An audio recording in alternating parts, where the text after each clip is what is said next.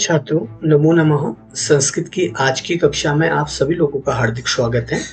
आज हम लोग अष्टमी कक्षा के सुरभि नामक पाठ्य पुस्तक का पहला चैप्टर, जिसका नाम है सुवचनानि, उसका अध्ययन करने वाले हैं। तो इस चैप्टर में हम क्या क्या देखने वाले हैं वो हम थोड़ा सा एक बार यहाँ पर रन थ्रो कर लेते हैं छात्रों। तो सबसे पहले हम श्लोक पढ़ेंगे, श्लोकों के उच्चारण को देखेंगे, उसके बाद श्लोक के अन्वयों के अर्थों को देखेंगे और उसके बाद भावार्थों के अर्थों को देखेंगे, अर्थात इस श्लोक का भाव क्या है वो देखेंगे। छात्रों, सुवचनानि जो शब्द है ये नपुंसक लिंग का शब्द है। जैसे फलम के रूप चलते हैं, फलम फले फलानी, वैसे सुवचनम सुवचने सुवचनानि ऐसे इसके रूप चलते हैं। तो सुवचनानि के अर्थ है सुंदर वचन। ये है प्रथम पाठ। तो आइए श्लोक से प्रारंभ करते हैं और उसके बाद अन्वय और भावार्थ को देखेंगे। श्लोक पढ़ने से पूर्व आपको एक चीज बता देना चाहता हूँ छात्रों, श्लोक और अन्वय में क्या भिन्नता है, क्या इन दोनों में अंतर है। श्लोक जो होता है किसी न किसी लयबद्ध तरीके से किया जाता है या बोला जाता है ना। जब इसका निर्माण किया जाता है वो किसी न किसी लय के अकॉर्डिंग किया जाता है, उसी प्रकार इसमें क्रियापदों को जोड़ा जाता है। और जो अन्वय है इस श्लोक के वाक्य के रूप में प्रयोग होना ही अन्वय है। जैसे कि अगर श्लोक में आप देखेंगे सर्वे भवन्तु सुखिनः, यहाँ पर भवन्तु जो है ये भू धातु का लोट लकार का प्रथम पुरुष बहुवचन है। भू धातु का लोट लकार का प्रथम पुरुष बहुवचन, यहाँ पर लिखा है सर्वे भवन्तु सुखिनः। और अगर आप अन्वय में देखेंगे तो वहां पर लिखा है सर्वे सुखिनः भवन्तु, यानी कि सुखिनः पहले आ गया और भवन्तु बाद में आया। तो वाक्य के रूप में प्रयोग होना ही क्या कहलाता है, अन्वय कहलाता है। और किसी न किसी लयबद्ध तरीके से बोला जाना क्या है, श्लोक है। तो आइए श्लोक से आरंभ करते हैं। सर्वे भवन्तु सुखिनः, सर्वे सन्तु निरामयाः, सर्वे भद्राणि पश्यन्तु, माँ कश्चित दुख भाग भवेत्। तो सर्वे भवन्तु सुखिनः, इसका अर्थ है सभी, भवन्तु का मतलब हो, कैसे हो, सुखी हो। सर्वे सन्तु निरामयाः, सर्वे का मतलब सभी, सन्तु का मतलब हो, क्या हो, निरामयाः। निरामयाः का अर्थ है निरोगी हो। सभी कैसे हो, सुखी हो, और सभी क्या हो, निरोगी हो। सर्वे भद्राणि पश्यन्तु, सभी क्या देखें, भद्र देखें। भद्र का मतलब अच्छा देखें। सभी क्या देखें, भद्र देखें। भद्र का मतलब क्या देखें, अच्छा देखें। पश्यन्तु का मतलब देखें, क्या देखें, भद्र। भद्र का मतलब अच्छा। माँ कश्चित दुख भाग भवेत्, माँ का मतलब नहीं, कश्चित का मतलब थोड़ा सा भी, कुछ भी, दुख भाग भवेत् मतलब किसी को भी थोड़ा सा भी दुख ना हो या किसी भी प्रकार का दुख ना हो। छात्रों, अन्वय के माध्यम से इसका अर्थ देख लेते हैं। सर्वे सुखिनः भवन्तु, सभी सुखी हो। सर्वे निरामयाः सन्तु, सभी निरोगी हो। सर्वे भद्राणि पश्यन्तु, सभी भद्र देखें, अच्छा देखें। कश्चित दुख भाग भवेत्, मा भवेत्। कश्चित का मतलब थोड़ा भी, कुछ भी, दुख भाग का मतलब दुख, मा भवेत् का मतलब ना हो। ये इसका अन्वय था। अब भावार्थ यानी कि श्लोक का भाव क्या है वो देखते हैं। अस्मिन् संसारे, इस संसार में, सर्वे जनाः, सभी लोग, सुखयुक्ताः रोग रहिताः च भवन्तु, सुख युक्त और रोग से रहित हो। सर्वेषां कल्याणं भवतु, सभी का क्या हो, कल्याण हो। कह अपि, कोई भी, दुखम न भवतु, कोई भी, किसी को भी दुख ना हो। ये इसका श्लोक का भावार्थ हो गया। द्वितीय श्लोक को देखेंगे छात्रों। अधमा धनम इच्छन्ति, धनम मानं च मध्यमाः, उत्तमा मानम इच्छन्ति, मानो ही महताम धनम। ये श्लोक है। इसमें दो शब्दों को आप बड़े ध्यान से देखिएगा, एक है धनम इच्छन्ति, एक मानम इच्छन्ति। यहाँ पर संधि हुई है प्रिय छात्रों। धनम इच्छन्ति का मतलब है धनम इच्छन्ति प्लस इच्छन्ति। धनम इच्छन्ति का मतलब है धनम इच्छन्ति। अब यहाँ पर फिर से मानम इच्छन्ति, तो मानम की आ जाएगा यहाँ पर मानम, और साथ में क्या आ जाएगा, इच्छन्ति, यानी कि धन की इच्छा करते हैं और मान की इच्छा करते हैं। अब इस संसार में इस श्लोक के माध्यम से ये बताया गया है, इस संसार में तीन प्रकार के लोग हैं। जो एक है सबसे उत्तम क्वालिटी का, एक मध्यम क्वालिटी का, एक अधम क्वालिटी का। तो मैं अधम क्वालिटी को 3rd नंबर से रिप्रेजेंट करूंगा और मध्यम क्वालिटी को 2 नंबर से और प्रथम क्वालिटी को, उत्तम क्वालिटी को 1st नंबर से रिप्रेजेंट करूंगा। तो आप लोग इसमें ध्यान रखिएगा। तो अधम क्वालिटी के जो अंतिम वाले हैं, अधम क्वालिटी के लोग किस चीज की इच्छा करते हैं, तो कह रहे अधमाः धनम इच्छन्ति। जो लोग केवल धन के विषय में सर्वदा सोचते हैं, हमेशा सोचते हैं, वो कैसे हैं, अधम क्वालिटी के हैं। धनम मानम च, धन और मान, च का अर्थ होता है और, यहाँ पर जो जिसको धन और मान चाहिए, यानी कि जो धन और मान के विषय में सोचते हैं वो कैसे क्वालिटी के हैं, मध्यम क्वालिटी के, यानी कि मध्यम वर्गीय लोग हैं वो, जो धन और मान के विषय में सोचते हैं। सामान्यतः मिडिल फैमिली के लोग इन्हीं के बारे में सोचते हैं, जिनके पास धन का अभाव रहता है, जो धन का अर्जन करते हैं अपने परिवार का पालन पोषण करने के लिए, वो हम मध्यम श्रेणी में हम सब आते हैं। तो धनम मानम च मध्यमाः। आप कह रहे हैं उत्तमा मानम इच्छन्ति, जो उत्तम क्वालिटी के लोग होते हैं उनको केवल सम्मान चाहिए होता है। उत्तमा मानम इच्छन्ति, उत्तम क्वालिटी के लोगों को क्या चाहिए होता है, मान। मान का मतलब सम्मानम, इच्छन्ति का मतलब वो इच्छा करते हैं कि उनको केवल सम्मान मिले। और कहा गया है अंतिम में, मानो ही महताम धनम, संसार में सबसे बड़ा महताम का मतलब महान, धनम का मतलब धन, मानह का मतलब मान, यहाँ पर संधि हुई है, मानो लिखा गया है, और ही का मतलब ही, मान ही महान धन है। अर्थात इस श्लोक के माध्यम से हमें ये बताया गया है कि सम्मान जो है, मान जो है, वो सबसे बड़ा क्या है बच्चों, धन है। तो मानो ही महताम धनम। अन्वय को देख लेते हैं। अधमा धनम इच्छन्ति, अधम श्रेणी के जो लोग होते हैं वो धन की इच्छा करते हैं। मध्यमाः धनम मानम च इच्छन्ति, मध्यम क्वालिटी के जो लोग होते हैं वो धनम और मान की इच्छा रखते हैं। उत्तमा मानम इच्छन्ति, उत्तमा मानम इच्छन्ति का मतलब उत्तम श्रेणी के लोग केवल मान की इच्छा रखते हैं। और अंतिम में कह रहे हैं मानः ही महताम धनम भवति, मान ही, सम्मान ही क्या होता है, महान धन होता है। तो इस श्लोक में हमने ये देखा कि हम सम्मान से ऊपर कुछ भी नहीं है। अब भावार्थ देखिएगा। संसारे त्रिविधाः जनाः भवन्ति, संसार में 3 प्रकार के लोग होते हैं। एतेषु ये अधमाः जनाः सन्ति, इनमें किनमें, ये 3 क्वालिटी में, मध्यम में, उत्तम में और अधम में। इनमें अधमाः जनाः यानी कि 3rd क्वालिटी के जो लोग होते हैं, ते सर्वदा येन केन प्रकारेण, वे हमेशा, ते का मतलब वे, सर्वदा का मतलब हमेशा, येन केन प्रकार, किसी भी माध्यम से, किसी भी प्रकार से धनम एव प्राप्तुम इच्छन्ति, धन की ही प्राप्ति करना चाहते हैं। मध्यम श्रेण्याः जनाः, मध्यम श्रेणी के लोग धनेन सह, धन के साथ, सम्मानम अपि इच्छन्ति, वो धन भी कमाने की चाहते हैं और वो सम्मान भी चाहते हैं। परंतु श्रेष्ठाः जनाः, श्रेष्ठ लोग केवलम सम्मानम वांछन्ति, केवल सम्मान की इच्छा करते हैं। यतः तेषां कृते सम्मानम एव महत्वपूर्णम भवति, क्योंकि उनके लिए क्या होता है, सम्मान ही महत्वपूर्ण होता है। धनस्य कोपि मूल्यः न भवति, धन का कोई भी मूल्य नहीं होता है।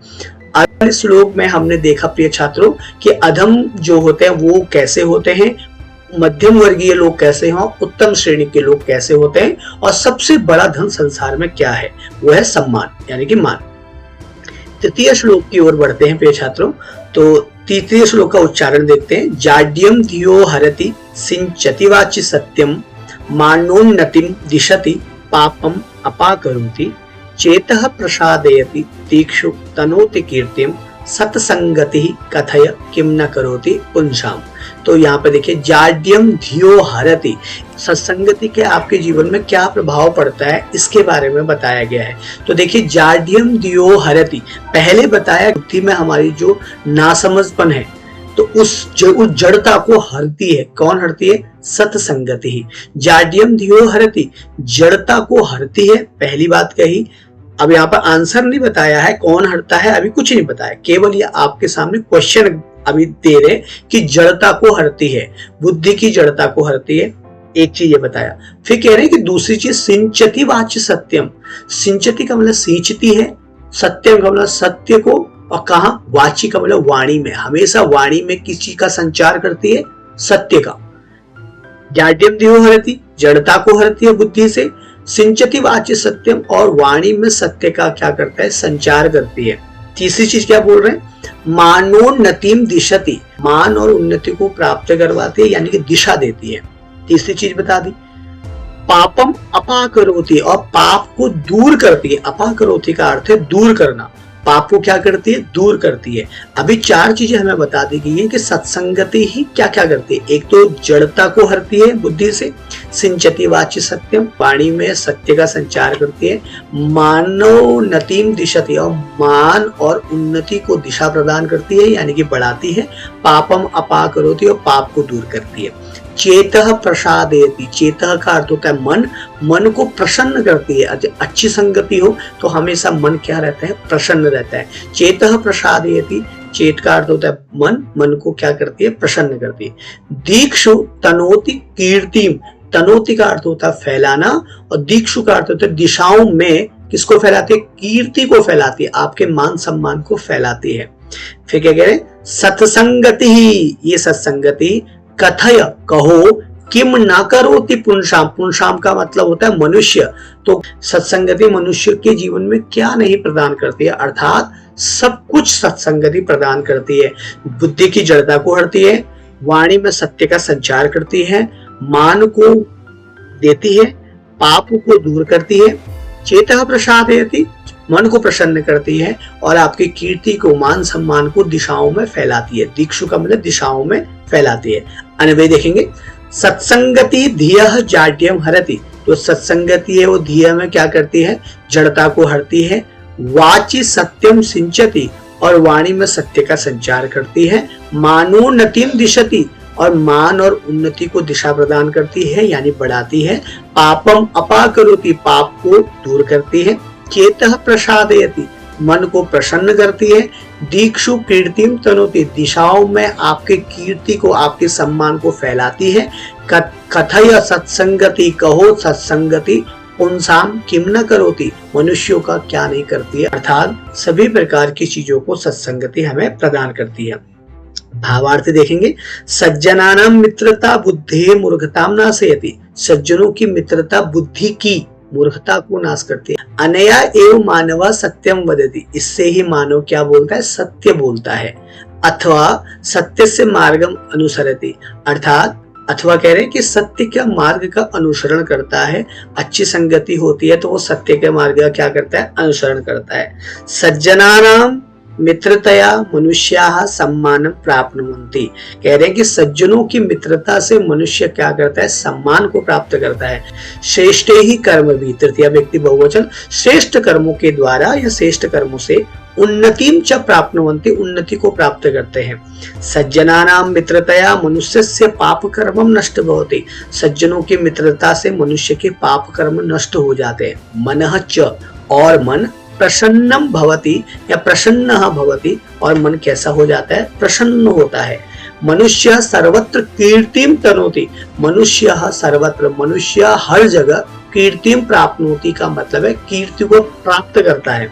अर्थात सज्जनानां मित्रतया एव मानवस्य पूर्ण रूपेण विकासः भवति, अर्थात सज्जनों की मित्रता से आपका सर्वांगीण विकास होता है। मात्र मित्रतया एवं, मित्रता से ही मानव का पूर्ण रूपेण विकास भवति, पूर्ण रूप से विकास होता है। न तो दुष्टानां मित्रतया, न कि दुष्टों की मित्रता से आपका विकास होता है, अपितु सज्जनों की मित्रता से आपका क्या होता है, विकास होता है। चौथे श्लोक की ओर बढ़ते हैं प्रिय छात्रों। तो इस वाले श्लोक में किसके बारे में बताया गया है, पहले तो ये जान लेते हैं। धीराः, धैर्यवान लोगों के बारे में बताया गया है, यानी कि धैर्यवान लोगों का परिचय बताया गया है कि धैर्यवान लोग होते कैसे हैं, उनका व्यवहार कैसा होता है। तो वो कैसे होते हैं, तो ध्यान से देखिएगा। निंदन्तु नीति निपुणाः, नीति निपुण यानी कि जो नीति निपुण उनको कहते हैं जो अपने कार्यों में हमेशा परफेक्ट रहते हैं, उनको नीति निपुण लोग कहते हैं। तो निंदन्तु नीति निपुणाः यदि वास्तवन्तु, यदि नीति निपुण लोग निंदा करें या किसी की तारीफ करें, धैर्यवान लोग कभी भी रिएक्शन नहीं करते। तारीफ करने के बाद बहुत ज्यादा प्रसन्न नहीं होते हैं, और यदि उनको किसी प्रकार से डांट दिया जाए तब भी वो एकदम उद्विग्न नहीं होते, यानी एकदम परेशान नहीं होते। तो क्या करते हैं, नीति निपुण लोग यदि उनकी निंदा करें या उनकी स्तुवंतु का मतलब तारीफ करें तब भी वो शांत रहते हैं।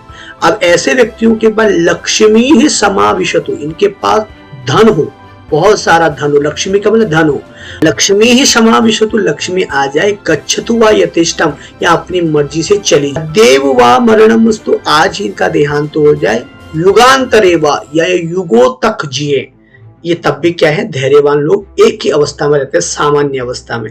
आज ही मरना है घबराते नहीं है, और युग तक जीना है तो उसके लिए खुश भी नहीं होते हैं। न्यायात पथः प्रविचलन्ति पदम न धीराः, और न्याय के पथ पर चलते हुए कभी विचलित नहीं होते हैं। पदम, इनके पैर कभी विचलित ना ही होते हैं, ऐसे व्यक्ति को क्या बोलते हैं, धैर्यवान बोलते हैं। अन्वय देखिएगा, नीति निपुणाः यदि निंदन्तु स्तुवन्तु वा, नीति निपुण लोग यदि निंदा करे या तारीफ करे। लक्ष्मी ही समाविशतु, लक्ष्मी आए, यथेष्टम वा गच्छतु, या चले जाए। मरणम अद्येव अस्तु, मरण आज हो जाए, या युगांतरे वा, या युगों तक रहे। धीराः न्यायात् पथः पदम न प्रविचलन्ति, धीर जो होते हैं न्याय पथ से, अपने न्याय वाले पथ से विचलित कभी नहीं होते, वो हमेशा अपने न्याय वाले कार्यों में लगे रहते हैं। भावार्थ देखिएगा, अस्मिन संसारे ये धीराः जनाः सन्ति, जो अच्छे लोग हैं, जो धैर्यवान लोग हैं, नीति पालने सिद्धाः जनाः, और नीति पालन में सिद्ध लोग, यदि अगर तेसाम निंदाम कुर्वन्ति, उनकी निंदा करते हैं, प्रशंसाम वा, और या प्रशंसा करते हैं, तेसाम समीपे धनम तिष्ठति न वा, उनके वहां पैसा रहे या ना रहे, तेषाम मृत्यु अद्य भवति, उनकी मृत्यु आज होती है, अथवा बहु काल से पश्चात, या बहुत समय के बाद होती है, परंतु ते धैर्यवन्तः जनाः, परंतु वे धैर्यवान लोग, जन का मतलब लोग, जनाः सत्यस्य मार्गम कदापि न त्यजन्ति, वो सत्य के मार्ग को कभी भी नहीं छोड़ते हैं। अर्थात बुद्धिमन्तः जनाः, समझदार लोग, निंदायाः, निंदा का, प्रशंसायाः, प्रशंसा का, धनस्य मृत्योः च, और धन के और मृत्यु के भयेन, भय से, सत्यस्य मार्गम कदापि न त्यजन्ति, सत्य के मार्ग को कभी भी नहीं छोड़ते हैं। अर्थात जो धैर्यवान लोग होते हैं वो किसी भी अवस्था में अपने सत्य के मार्ग को नहीं छोड़ते हैं। अब आते हैं छात्रों, पंचमः श्लोकः है, यहाँ पर पांचवें वाले श्लोक में हमें क्या सीखने को मिलेगा, वो है सन्मित्र के लक्षण। मित्र के लक्षण, एक मित्र कैसा होना चाहिए, फ्रेंड कैसा होना चाहिए, इस विषय में हम इस श्लोक में जानेंगे। इस श्लोक से हम इस विषय में जानेंगे, एक अच्छे मित्र के कैसे लक्षण होने चाहिए, इस श्लोक के माध्यम से हम जानेंगे। तो पहले क्या कहा, पापान निवारयति, पापों से हटाता है। आप किसी भी गलत कार्य को करते हैं तो वहां पर आपका सच्चा मित्र आपको रोकता है। पापान निवारयति, कौन, सन्मित्रम, सन्मित्रम पापान निवारयति, सन्मित्र पाप से हटाते हैं। और क्या करता है फिर, योजयते हिताय, हिताय में चतुर्थी विभक्ति, हित के लिए, योजयते का मतलब लगाता है, अच्छे कार्यों में लगाता है, अच्छे कार्य को करने के लिए प्रेरणा देता है, और पापों से हटाता है। ठीक है, गुह्यम निगूहति, गुह्यम का मतलब आपके गुप्त बातों को, आपके सीक्रेट बातों को किसी के साथ शेयर नहीं करता है। गुप्तम निगूहति का मतलब छिपाता है, किस चीज को छिपाता है, गुह्यम, गुप्त बातों को छिपाता है। कौन, सन्मित्रम। गुणान प्रकटी करोति, और आपके गुणों को प्रकट करता है, न कि आपके गुप्त बातों को। चौथा बता रहे, आपदगतम, आपदगतम च न जहाती, और आपत्ति काल में आपदगतम न जहाती, नहीं छोड़ता है। सन्मित्र लक्षणम इदम, सन्मित्र के ये लक्षण, प्रवदन्ति संतः, सन्मित्र के ये लक्षण, संत का मतलब सज्जन लोग, महान लोग, ज्ञानी लोग बताते हैं कि ये सन्मित्र के लक्षण है। अन्वय देखेंगे, सन्मित्रम पापात् निवारयति, पाप से हटाता है, हिताय योजयते, हितों में लगाता है, गुह्यम निगूहति, गुप्त चीजों को छिपाता है, गुणान प्रकटी करोति, गुणों को प्रकट करता है, काले ददाति, सहयोग देता है, समय आने पर आपका सहयोग करता है, आपदगतम च न जहाति, और आपत्ति काल में आपको छोड़ता नहीं है। संतः इदम सन्मित्रम, सन्मित्र लक्षणम प्रवदन्ति, संत लोग, अच्छे लोग, विद्वान लोग ये इदम सन्मित्र लक्षण में, इन सन्मित्र लक्षणों को प्रवदन्ति का मतलब बोलते हैं।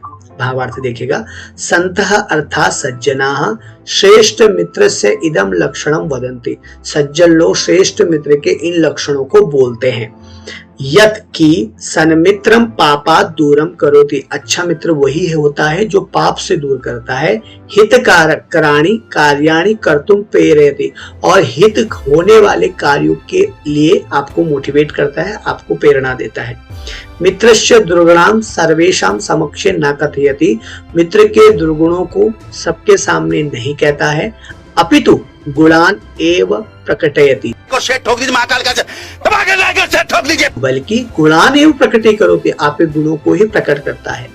आपत्काले अपि, आपत्ति काल में भी सह मित्रम त्यजति न, वो मित्र को कभी नहीं छोड़ता है। अपितु बल्कि तस्य सहायताम करोति, उसकी सहायता करता है। तस्मै सर्वविधम सहयोगम यच्छति, उसको हर प्रकार से सहयोग देता है। आशा करते हैं छात्रों जो पहला चैप्टर था आज हमारा अष्टमी कक्षा का सुवचनानी, जिसमें 5 श्लोक है, वो 5 के 5 श्लोकों के अन्वय, भावार्थ और श्लोकों के अर्थ आपको समझ में आ गए होंगे। इसके जो पार्ट 2 आएगा उसमें हम लोग श्लोकों के प्रश्नोत्तरों को देखेंगे और परीक्षा में किस प्रकार के श्लोकों से क्वेश्चन आंसर पूछे जाते हैं उनके विषय में चर्चा करेंगे। तो आज के लिए यहीं पर रखते हैं। नमो नमः। खत्म। Bye bye, Tata.